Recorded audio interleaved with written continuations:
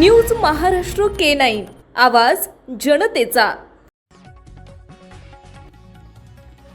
जत डफळापूर येथील घराशेजारील मोकळ्या जागेत बेकायदेशीरित्या गांजाची लागवड केल्याप्रकरणी जत पोलिसांनी कारवाई केली आहे। गुरुवारी सायंकाळी 4 वाजण्याच्या सुमारास ही कारवाई करण्यात आली। पोलिसांनी सुमारे 1,57,940 रुपयांचा मुद्देमाल जप्त केला। पोलिसांनी बन्सीलाल श्रीपती वाघमारे वय वर्ष 63 याच्या विरोधात गुन्हा दाखल करण्यात आला असून त्यास चौकशीसाठी ताब्यात घेतले। ही कारवाई उपविभागीय पोलीस अधिकारी सचिन थोरबोले, पोलीस निरीक्षक संदीप कोळेकर यांच्या मार्गदर्शनाखाली करण्यात आली।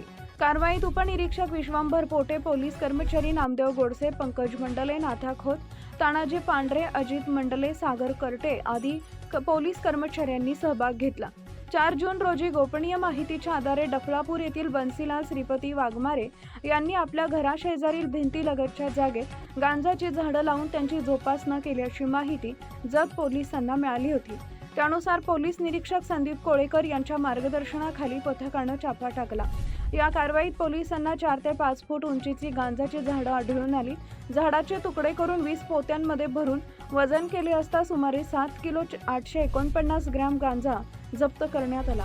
जप्त गांजाची अंदाजे किंमत 1,57,940 रुपये असून मुद्देमाल हस्तगत करण्यात आला।